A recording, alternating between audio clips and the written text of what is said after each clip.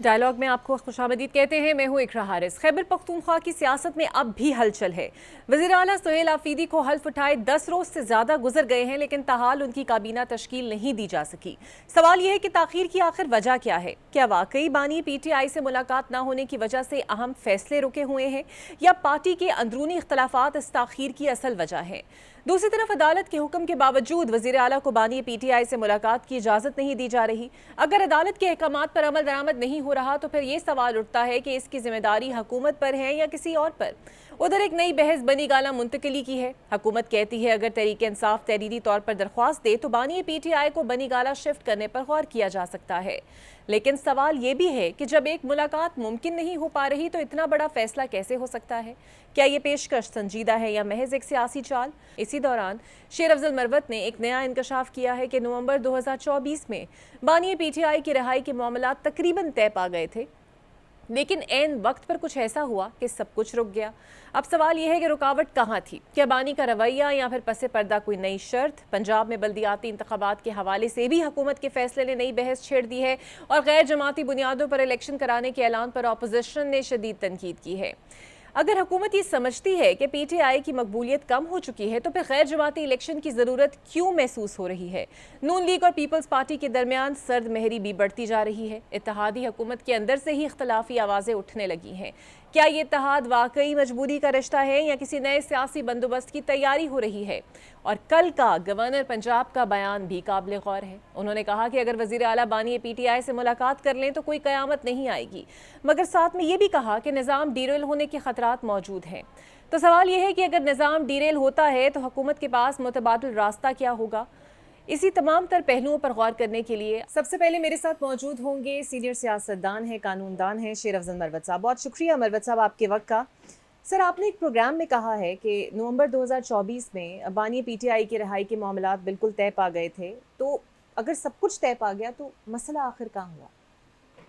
مسئلہ جو ہے وہ رات کو جب یہ رینجرز کا انسیڈنٹ ہوا تو اس وقت جو ہے صبح 9 بجے 26 کو مارننگ میں بیرسٹر گور صاحب نے پھر جانا تھا، جو رات کے واقعے کی وجہ سے پھر انہوں نے مزید پیش رفت سے انکار کیا.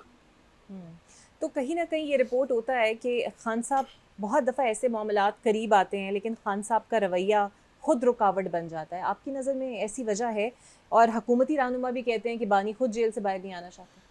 میرا خیال ہے 26 نومبر کے جو ثانیہ ہیں وہ شاید خدا کا لکھا ہوا تھا، لیکن 26 سے پہلے 25 تک حالات ٹھیک تھے اور بالکل دونوں اطراف جو ہیں بڑی خلوص کے ساتھ مصالحت کی طرف گامزن تھے.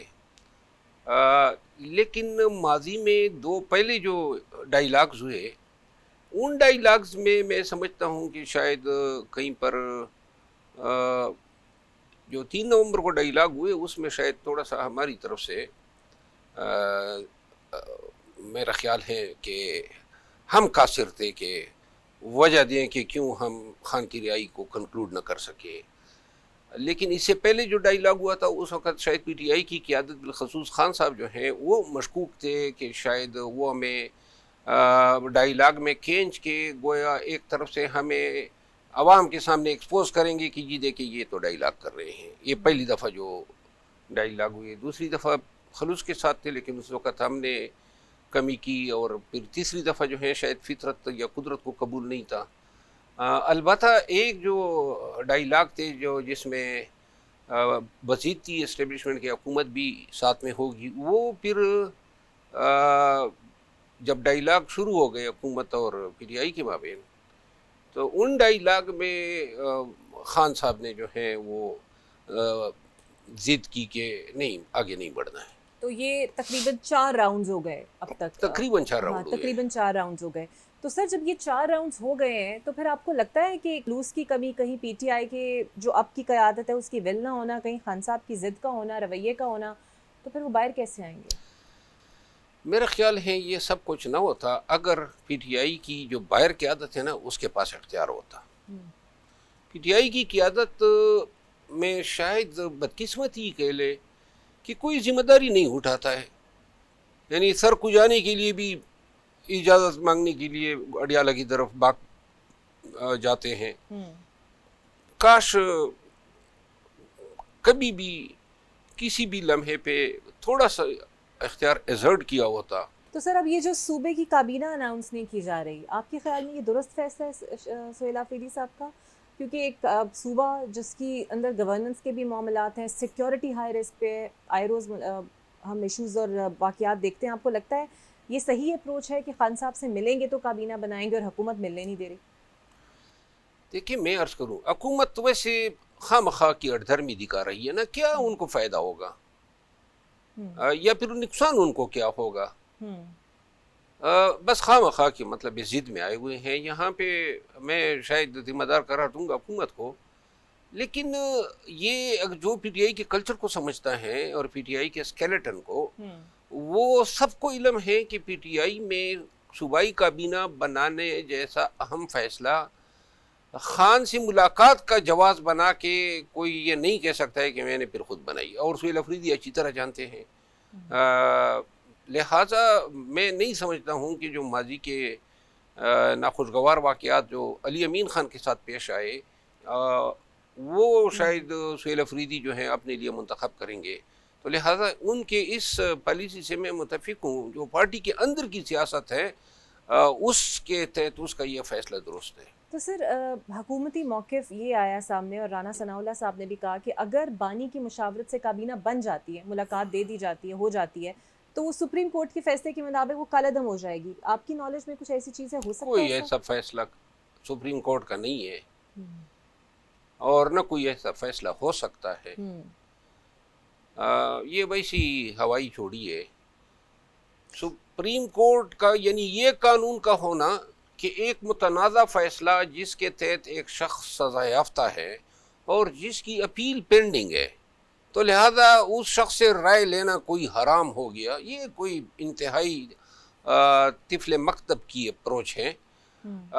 جو بھی حکومت بنے گی، لوگوں نے پی ٹی آئی کو اور خان کو ووٹ دیا ہے. اور حکومت آفر کر رہی ہے کہ بانی کو شفٹ کر دیا جائے گا بنی گالا اگر پی ٹی آئی ریکویسٹ کرتے. آپ کو لگتا ہے کہ ملاقات تو ہونے نہیں دیتی، شفٹ کرنے کی باتیں کر رہی ہے، تو اتنی کوئی سیاسی بیان بازی ہے، کوئی سنجیدہ آفر سمجھیں اسے پی ٹی آئی؟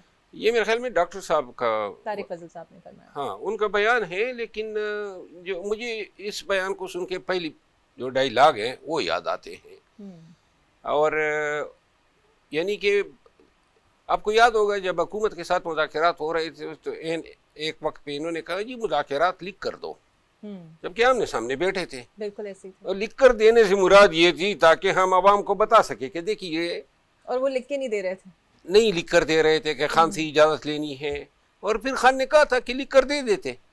لیکن اس میں بھی حکومت کا موقف یہی تھا کہ دیکھیں ہم حکومت عوام کو یہ بتانا چاہتے ہیں کہ جس حکومت کو یہ مینڈیٹ چور حکومت کہہ رہی ہے اسی حکومت کو لکھ کر مطالبے دے رہے ہیں. تو یہ جو ابھی انہوں نے بات کی ہے نا کہ ہمیں لکھ کر دیں، تو بیسیکلی اس کے پیچھے سیاسی محرکات ہیں. کوئی ٹرو انٹینشن مجھے نظر نہیں آتے ہیں کہ بعد میں کہا جائے کہ ڈیل کی کوشش کر رہے ہیں. نہیں، یہ ایک ڈیل کا آغاز ہوگا کہ دیکھیے جی وہ اپنے لیے آسانی مانگ رہا ہے اور جناب علی اس نے لکھ کر دے دیا ہے. تو اس کے بعد انہوں نے کرنا کیا تھا؟ انہوں نے دینا بھی نہیں تھا. انہوں نے وہ گندہ کرنے والی بات ہے. انہوں نے کہنا تھا کہ دیکھیے جی وہ بانی تو یہ درخواستیں لے کر پھر رہا ہے لیکن ہم ان کو شفٹ نہیں کر رہے ہیں. اچھا سر، آپ کی نظر میں چونکہ آپ خان صاحب کے قریب بھی رہے ہیں، ایک بڑا انٹیگرل حصہ پی ٹی آئی کا رہے ہیں، سہیل آفریدی کو آگے کرنا یہ ایک سوچا سمجھا سیاسی اقدام تھا یا کوئی جذباتی رد عمل تھا جو خان صاحب نے دے دیا، یا پھر واقعی مراد سعید نے کہا جی اس کو لگا دیں تو وہ لگ گئے؟ ایک چیز تو مانی ہوگی، مراد سعید کا کافی اثر رسوخ ہے پی ٹی آئی میں، خصوصاً خان صاحب پہ، اس سے انکار نہیں کیا جا سکتا.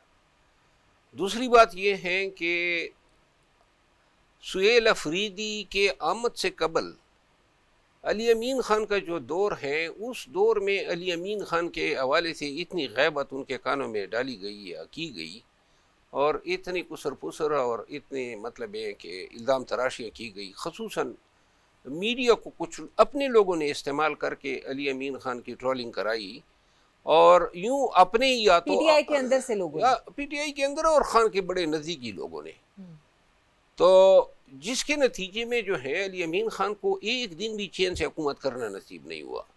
پی ٹی آئی میں رزق حلال کرنا یا منصب حلال کرنا یہ کوئی آسان کام نہیں ہے. بالکل صحیح.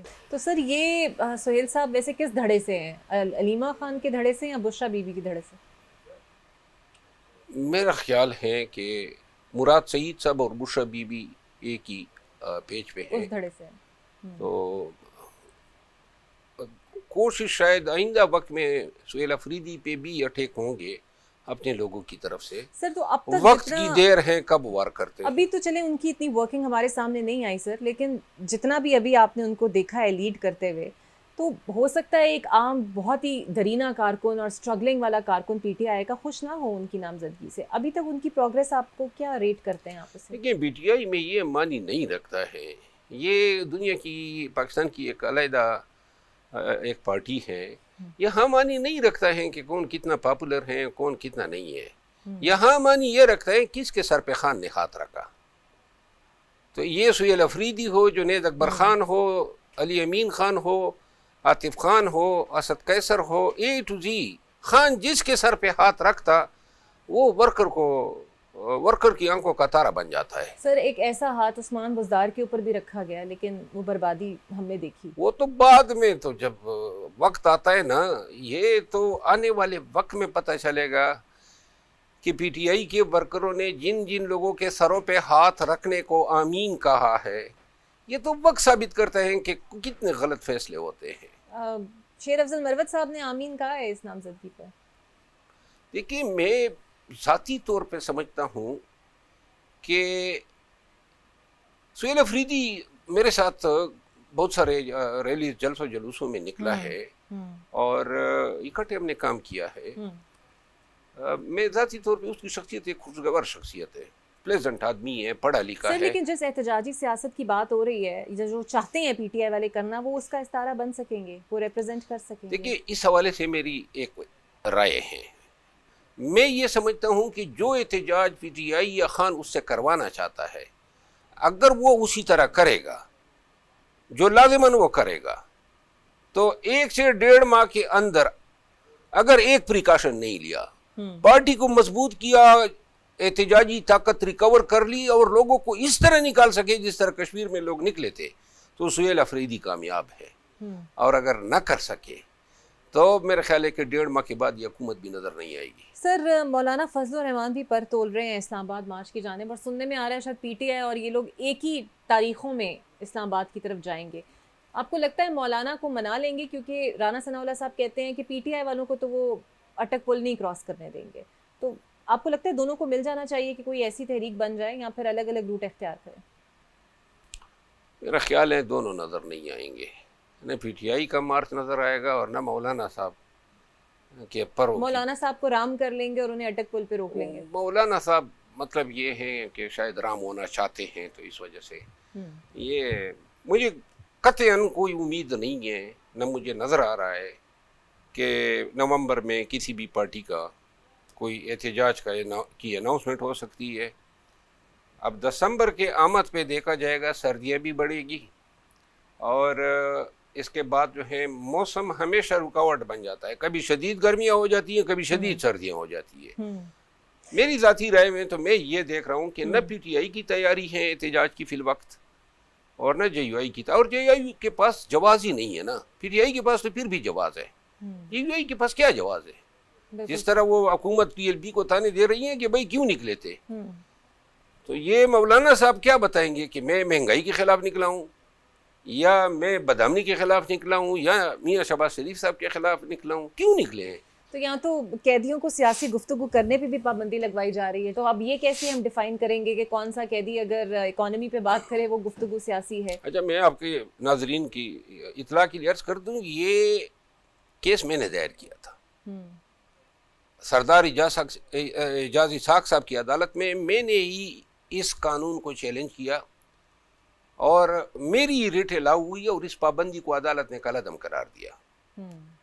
تو اسی فیصلے کے اگینسٹ پنجاب گورنمنٹ گئی اور انہوں نے انٹرا کورٹ اپیل دائر کر دی کہ جناب یہ تو بڑا غلط ہو گیا. یعنی ایک آدمی سیاسی آدمی ہے، وہ چاہے کسی بھی چارج میں آپ اندر کریں، لیکن جب اس کے پاس لوگ جائیں گے وہ سیاست کی بات کرے گا، وہ کوئی بٹیروں کی لڑائی کی بات کرے گا، یا پھر جناب کوئی صرافوں کی فلکچویشن آف پرائسز کی بات کرے گا.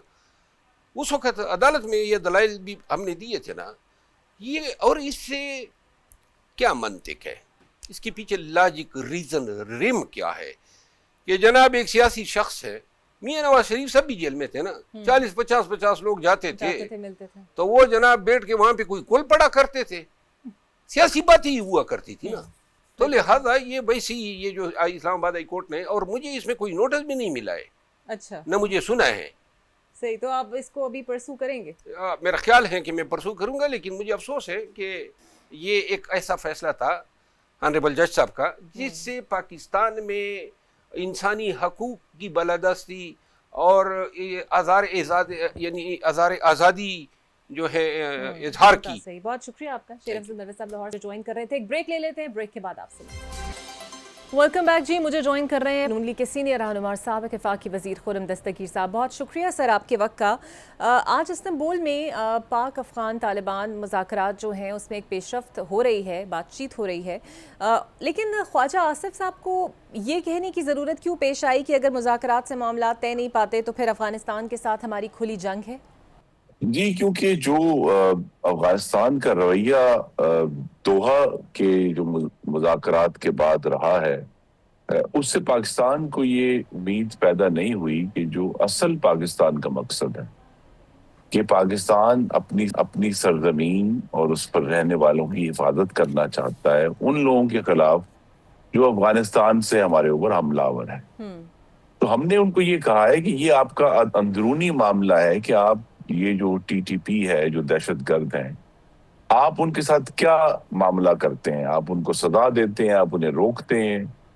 ہم صرف یہ چاہتے ہیں کہ ہماری، اور یہ بڑا منیمل ایجنڈا ہے پاکستان کی خود مختاری کا اور پاکستان کی سلامتی کا، کہ وہاں سے در اندازی بند ہو جائے اور جو ہمارے سرزمین پر ہوگی پھر ہم اسے سختی سے نمٹیں گے. لیکن وہاں سے مستقل در اندازی رہی جو کہ ان کے جو گفتگو ہوئی ہے اس سے ہمیں کوئی بہت زیادہ امید نہیں ہوئی. لیکن بہرحال ہمیں اپنا گمان اچھا رکھنا ہے.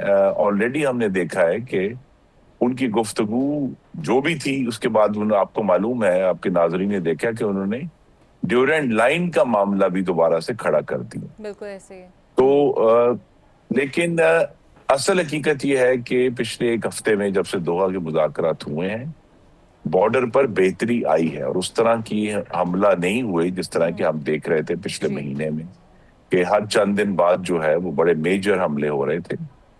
تو کچھ اس میں ہم کہہ سکتے ہیں کہ خوش گمانی کی وجوہات بھی ہیں کہ نہیں ہوا پچھلے 7 دن سے کوئی میجر حملہ، لیکن جو ان کا بیہیویئر ہے اور جو ہندوستان کے ساتھ انہوں نے حالیہ دنوں میں اپنے جو الائنس ہے اس کا براہ راست اور کہتے ہیں کہ کھل کر اظہار کر دیا ہے، تو پاکستان کو تشویش ضرور ہے. ہم افغانستان ہمارا ہمسایہ ہے، ہم چاہتے ہیں کہ اس کے ساتھ ہمارے ایک بہتر تعلقات، چلیں اگر خوشگوار تعلقات تو نہ ہو، لیکن چلیں اگر ہم ایک نیبر کے طور پہ ہمیں ان سے ٹریڈ بھی کرنا ہے، ہمیں وہاں ورکیبل ریلیشن شپس، خاص طور پہ جو انسانی ہمدردی کا ایک معاملہ ہے کہ وہاں چونکہ صحت کی سہولیات ابھی معیار کی نہیں ہے، تو بہت سارے افغانی جو ہیں وہ اپنے خاندانوں کو پاکستان میں لے کر آتے ہیں. اس کا بھی ایک طریقہ کار وضع، لیکن یہ بات واضح ہے کہ پاکستان نے اپنی جو سرحد ہے اس کو سیکیور کرنا ہے، اس کو محفوظ کرنا ہے، اور جو بھی اب ٹریفک ہوگی وہ باقاعدہ ریگولیٹڈ ہوگی اور ریکارڈڈ ہوگی. اسی لیے جو ہے اس میں کچھ تاخیر ہوئی ہے. بالکل ٹھیک ہے سر. ایک عدالتی آرڈر آیا اور سہیل آفریدی جو وزیر اعلیٰ کے پی ہے انہیں اجازت دی گئی ملاقات کر لیں، لیکن نہیں ہو پا رہی ملاقات. ہو سکتا ہے کسی گائیڈ لائن کا ویٹ ہو رہا ہو یا کیا مسائل ہے، لیکن آپ کو نہیں لگتا بہت سے معاملات رکے ہوئے ہیں، ان کی کابینہ نہیں بن پا رہی، وہ چاہتے ہیں پہلے سی ایم سے ملاقات ہو جائے ان کی عمران خان صاحب کے ساتھ، تو آپ کو نہیں لگتا ہو جانی چاہیے؟ کیا مذائقہ ہے اگر ایک ملاقات وہ کر کے ان سے کوئی مشاورت کر لیں؟ جی وہ بزرگ کہتے ہیں کہ دعا سوچ سمجھ کر مانگنی چاہیے، قبول ہی نہ ہو جائے. میری توقع ہے کہ اگلے چند دن میں ان کی ملاقات ہو جائے گی اور ہم سب آگے بڑھ سکیں گے. اس قسم کے جو پروسیجرل ایشوز میں ہم پھنس جاتے ہیں. اصل معاملہ یہ ہے کہ جو کابینہ بنے گی کیا وہ بھی دہشت گردی اور دہشت گردوں کے ساتھ بزدلانہ مصالحت کی پالیسی جاری رکھے گی یا خیبر پختونخوا میں رہنے والے میرے بہن بھائیوں کی حفاظت کے لیے کوئی جرأت مند فیصلے کرے گی. بالکل صحیح. سر ایک اور معاملہ آپ کی نظر سے تو کہ عدالت کے ذریعے سیاسی قیدیوں پر سیاسی گفتگو کی پابندی لگوانا، یہ جو اقدام ہے بہت سوں کو ضیاء الحق دور کی بھی یاد دلاتا ہے کہ تب اس طرح کے اقدامات ہوا کرتے تھے. تو اگر ایک سیاسی قیدی سیاسی گفتگو نہیں کرے گا تو وہ پھر کیسی گفتگو کرے گا؟ اور پھر یہ کون طے کرے گا کہ اگر وہ اکانومی پہ بات کر رہا ہے تو وہ گفتگو سیاسی ہے، مہنگائی پہ بات کر رہا ہے، معاشی بحران پر بات کر رہا ہے؟ یہ ڈفرینسیشن پھر کیسے ہوگا؟ جی یہ بھی جو اس میں کچھ ابہام ہے یہ بہت جلد دور ہو جائے گا. مقصد صرف یہ ہے کہ جس طرح ابھی حکومت نے اقدامات کیے ہیں کہ وہاں تشدد کو ابھارنے والی گفتگو نہ ہو سکے. دیکھیے اس تمام جو پولیٹیکل سپیچ پوری دنیا میں جہاں بھی اس کے اوپر پابندی لگتی ہے اس کے اوپر انسائٹمنٹ ٹو وائلنس کی سب سے بڑی قدغن ہے کہ آپ تشدد ابھارنے والا، آپ تنقید کریں، آپ پالیسیوں کے اوپر تنقید کریں، لیکن آپ تشدد ابھارنے والی جو سپیچ ہے اس کو پروٹیکشن حاصل نہیں ہے. پاکستان کے آئین میں بھی جو آرٹیکل 19 ہے وہاں اس کے اندر بھی پروٹیکشن حاصل نہیں ہے. تو وہ ایک ریڈ لائن ہے. تو آنے والے دنوں میں یہ جو ایکچوئل اس کی ریڈ لائنز ہیں یہ بھی پابندی ہے وہ بھی واضح ہو جائے گا. دیکھیں ان کے خاندان ان کو ملتا ہے اس پر کوئی پابندی نہیں ہے. ان کے وکلاء جو ہیں وہ ریگولرلی ان سے ملاقات کرتے ہیں اس پر کوئی پابندی نہیں ہے. لیکن جو اگر ان کا طریقہ کار رہا ہے کہ 26 نومبر 2024 کو 5 جو ہیں رینجرز کے اہلکار اور ایک پولیس کا جو ہمارا سپاہی ہے وہ شہید ہوئے، ایسی پلاننگ یا ایسی گفتگو جو ہے اس کی تو اجازت نہ جیل کے باہر ہے نہ اندر ہے. بالکل ٹھیک ہے. اچھا سر، طارق فضل چودھری صاحب کی جانب سے آپ اسے آفر کہیں یا پیشکش کہیں، وہ یہ کہتے ہیں کہ بانی کو جو ہے وہ بنی گالہ منتقل کیا جا سکتا ہے، یا تو آپ نے تو ویسے کہہ دیا ہے کہ 3-4 دن میں ہو سکتا ہے ملاقات ہو جائے، لیکن جب ملاقات میں اتنا ٹائم لگ سکتا ہے تو یہ کوئی سنجیدہ آفر ہے یا پھر سیاسی بیان ہی سمجھیں اس کو؟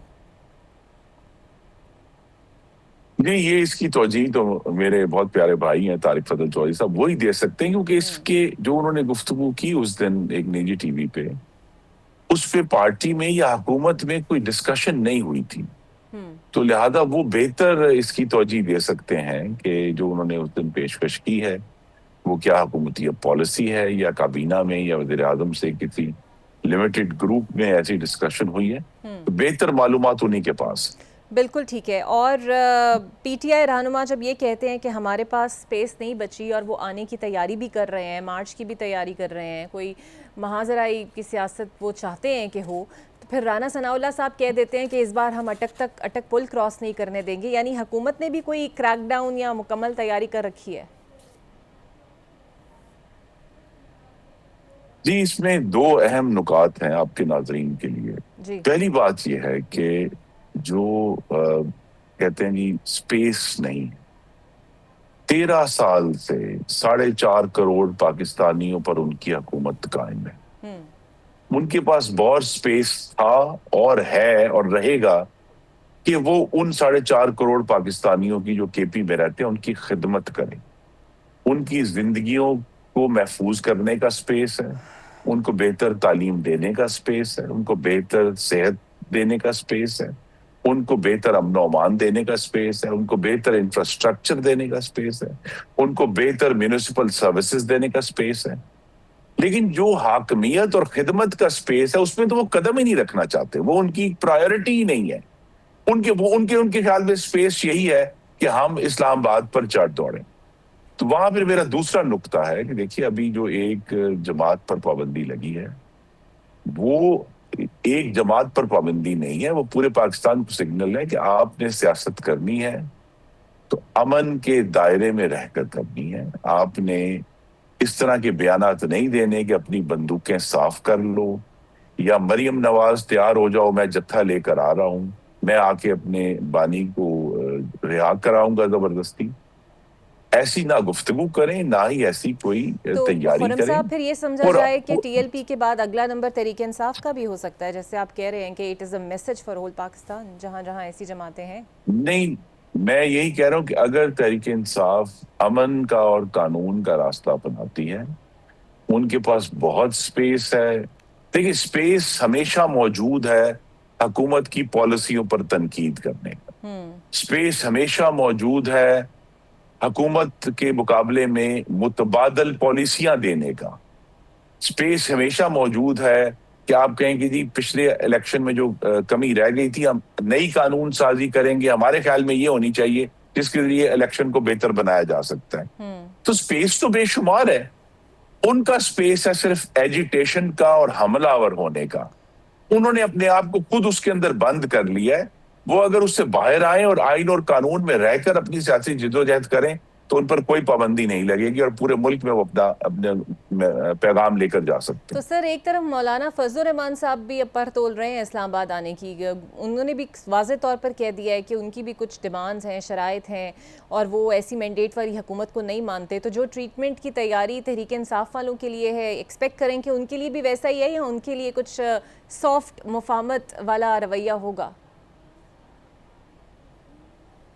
جی, اصل ٹیسٹ یہ ہے کہ مولانا کے ریکارڈ میں نہ ہی شہیدوں کی یادگاروں کی بے حرمتی ہے, نہ ہی سرکاری املاک کو آگ لگانے کا ان کا کوئی ریکارڈ ہے, نہ ہی 250 پولیس مینوں کو زدوں کو اور ان کی ہڈیاں توڑنے کا ریکارڈ ہے, نہ ہی پولیس پر تیزاب اور پیٹرول سے بھری ہوئی بوتلیں مارنے کا ریکارڈ ہے. تو لہٰذا ان کا ریکارڈ تو بڑا پرامن ہے. وہ 2019 میں جب آئے تھے اور پورے ملک میں انہوں نے مارچ کیا تھا تو وہ مکمل طور پر پرامن تھا. کل گورنر پنجاب نے دو بڑی اہم باتیں کی. ایک تو یہی کہ بانی پی ٹی آئی کو مل لینے دیا جائے, وزیر اعلیٰ کے پی سے کوئی قیامت نہیں آ جائے گی. اور دوسرا یہ کہ 18 ماہ کی جو پی ڈی ایم کی حکومت تھی وہ پیپلز پارٹی کے لیے ایک بہت برا خواب تھی, اور سسٹم جو ہے وہ نظام کے ڈیریل ہونے کے بھی اشارے دے رہے تھے, بات کر رہے تھے. تو سر اگر یہ کہیں اتحاد سے پیپلز پارٹی پیچھے ہٹتی ہے, ڈیریل کی طرف سسٹم جاتا ہے, تو متبادل آپشن کون سا ہے؟ دیکھیے, تاریخ کو ہمیشہ نئے رنگ میں پیش کیا جا سکتا ہے. مجھے تو یہ معلوم ہے, اور چونکہ میں اس کابینہ کا حصہ بھی تھا اللہ تعالیٰ کے خاص کرم سے, کہ پیپلز پارٹی حکومت کے آخری سیکنڈ تک اس میں شامل تھی. یعنی جب 9 اگست کو وزیر اعظم نے اسمبلی کو تحلیل کیا اور اپنی آخری کابینہ میٹنگ کی اس سے پہلے, تو اس میں پیپلز پارٹی شریک تھی. تو لہٰذا وہ اب اگر جو 16 مہینے کی حکومت ہے جس میں وہ آخری سیکنڈ تک شریک تھے, تو اب اگر وہ اس کو ایک نیا رنگ دے دیں, لیکن اس وقت تو وہ اس میں آخری منٹ تک شامل رہے, اس کے فیصلوں میں شامل رہے. محترم چیئرمین پیپلز پارٹی وزیر خارجہ رہے آخری منٹ تک. تو لہٰذا اس وقت تو انہوں نے کوئی ایشوز تب بھی بنتے تھے, لیکن وہ ان کی جو موجودگی تھی وہاں وہ مکمل تھی. اور دوسرا یہ ہے کہ میری جس طرح میں نے آپ کے آغاز میں کہہ دیا کہ ہم انشاءاللہ گورنر پنجاب کا مشورہ بھی عدالتی حکم کے ساتھ جو ہے وہ شامل ہو گیا, تو بہت جلد ملاقات ہو جائے گی. بہت شکریہ خرم دستگیر صاحب میرے ساتھ. تو یہ تو میرا خیال ہے کہیں نہ کہیں تسلی رکھ لینی چاہیے تحریک انصاف کو کہ شاید 3-4 روز تک اس ملاقات کے آثار نظر آنا شروع ہو جائیں گے, بلکہ ملاقات ہو بھی جائے گی. ایک بریک لیتے ہیں, بریک کے بعد ملتے ہیں آپ سے. ویلکم بیک جی. مجھے جوائن کر رہے ہیں پاکستان تحریک انصاف کے سینئر رہنما عمیر نیازی صاحب. بہت شکریہ بیرسٹر عمیر نیازی صاحب آپ کا.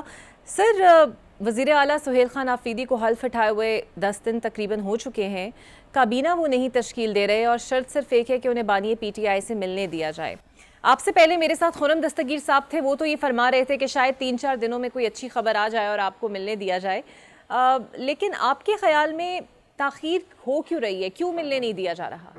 یہ دیکھیں, انہوں نے کہا کہ شاید 3-4 دن میں ملنے دیا جائے. دیکھیں, اس سے اس حکومت کی بے بسی کا اندازہ ہوتا ہے کہ ایک چھوٹا سا روٹین کا ٹریویل میٹر جو کہ انہوں نے الاؤ بھی نہیں کرنا, جو کہ رولز میں پرووائڈڈ ہے کہ ایک ملاقات ہونی ہے, اور اس رولز کی فردر ایمپلیفیکیشن اسلام آباد ہائی کورٹ کے 3 मेंबर लार्जर बेंच ने की और मुलाकात मार्च के 2025 में अलाउ की और सुपरिटेंडेंट को डायरेक्ट किया कि मंगल वाले दिन और जुमेरात वाले दिन आपने मुलाकात करानी है, मगर फिर भी अवॉइड किया जा रहा है। और अभी आपने लास्ट डेट ऑफ हियरिंग में देखा कि सुपरिटेंडेंट की मौजूदगी में दोबारा से कहा गया कि सीएम की मुलाकात कराएं, और सीएम साहब गए मगर नहीं कराई गई, क्योंकि सिस्टम के आगे, इस निज़ाम के आगे हर बंदा बेबस नज़र आ रहा है। और अदालत के हुक्म के बावजूद अगर ये मुलाकात नहीं हो रही तो ये हुकूमती कमज़ोरी है या अदलिया की बेबसी है, और इस स्टैंस को आप दोबारा अदालत के सामने रखेंगे कि आपके हुक्मनामों की तामील नहीं हुई? बिल्कुल, देखिए अदालत के सामने तो रखा जाएगा, ये सारी चीज़ें हम तो फेस कर रहे हैं, मगर इसमें बतदरीज जो अदालती निज़ाम कमज़ोर हुआ है उससे नुकसान किसका हो रहा है? आम पाकिस्तानी का हो रहा है। और ये इफ़ेक्ट क्या कर रहा है? आपके इन्वेस्टर का सेंटिमेंट इफ़ेक्ट कर रहा है, और इस वजह से आप देख रहे हैं कि पाकिस्तान में ना FDI आ रही है, इकोनॉमिक सिचुएशन नहीं बेहतर हो रही, तो ओवरऑल हर किसी का नुकसान हो रहा है। तो अदालत को सोचना पड़ेगा कि 26वीं आईनी तरमीम ने तो उन्हें कमज़ोर किया ही किया है, क्या इस मनसब पे बैठ के अब वो इंसाफ कर सकेंगे? अच्छा सर, आप कानूनदान भी हैं, तो मुझे रहनुमाई फरमाइएगा, क्या बानी PTI के बगैर सूबाई काबीना बन सकती है? और अगर उनकी मुशावरत के साथ ये काबीना बन जाए तो जिस तरीके से राना सनाउल्लाह साहब दावा कर रहे हैं कि सुप्रीम कोर्ट के फैसले के मुताबिक ये कलअदम हो सकती है, तो ऐसा होता है तो PTI क्या करेगी, और ये पॉसिबिलिटी मौजूद है? देखें, कोई भी इस तरह के जो है ना इक़दाम लेने से कोई कलअदम नहीं होती।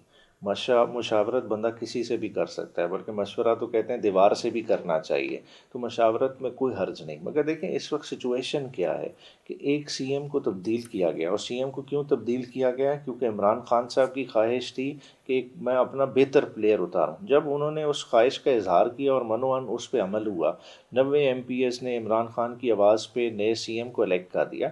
अब नया सीएम जो आया है वो कोई खान साहब की कोर टीम का मेंबर तो कभी नहीं रहा ना, कभी पार्लियामेंट में इमरान खान साहब के साथ बैठा हो या कोर कमेटी में बैठा हो, डे टू डे का इंटरेक्शन हो।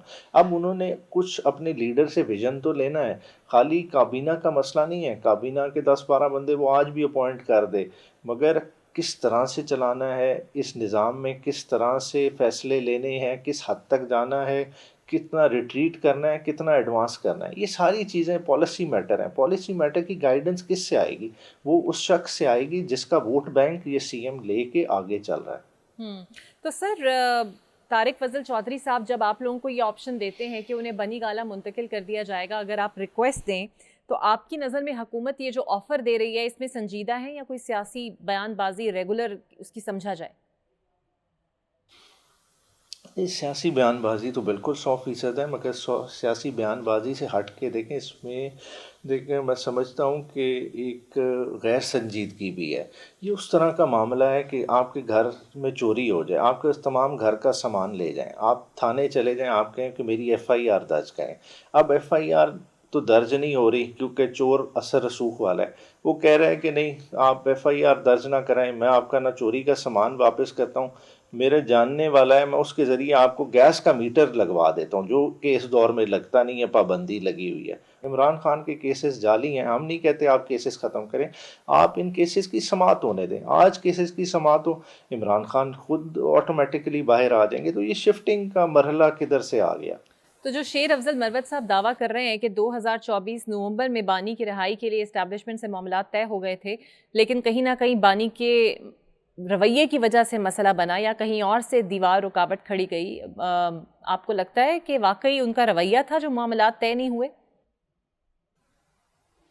अच्छा देखें, ये रवैये की बात नहीं है। देखें, इमरान खान ने एक चीज़ का तहिया कर लिया है। वो तहिया क्या है कि किसी किस्म का अपनी आइडियोलॉजिकल स्टांस पे कॉम्प्रोमाइज़ नहीं करना, और वो कॉम्प्रोमाइज़ ना करने की वजह से इमरान खान साहब ये कैदो बंद की सऊबतें बर्दाश्त करें और बर्दाश्त करते आएंगे जब तक वो नहीं समझते कि सिस्टम गिव इन नहीं करता। बात है कि अगर दरमियाना रास्ता निकालना होता, वो तो फ़ौरन जिस वक्त इलेक्शन की ऑफ़र तो उस वक्त भी मिलती थी अदम एतमाद के बाद, इमरान खान ने वो ऑप्शन नहीं अवेल की, तब कहते थे अगस्त में इलेक्शन करा देंगे, आप इस तरह से ना करें, जलसे जुलूस ना निकालें।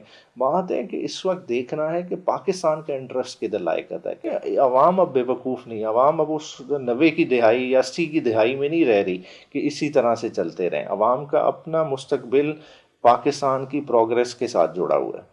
تو سر آپ کو نہیں لگتا کہ رانا ثناءاللہ صاحب کا لہجہ خاصا سخت ہے کہ وہ جو یہ کہتے ہیں کہ اگر آپ لوگ اسلام آباد کی طرف آئے تو اٹک پل کراس نہیں کرنے دیں گے، تو کس طریقے سے آپ ان کے بیان کو یہ دیکھ رہے ہیں اور یہ بھی جانتے ہیں کہ ایک جماعت پر پابندی پہلے ہی لگ چکی ہے اور بہت سارے لوگ یہ پیش گوئیاں کر رہے ہیں کہ اگلا نمبر پی ٹی آئی کا ہو سکتا ہے؟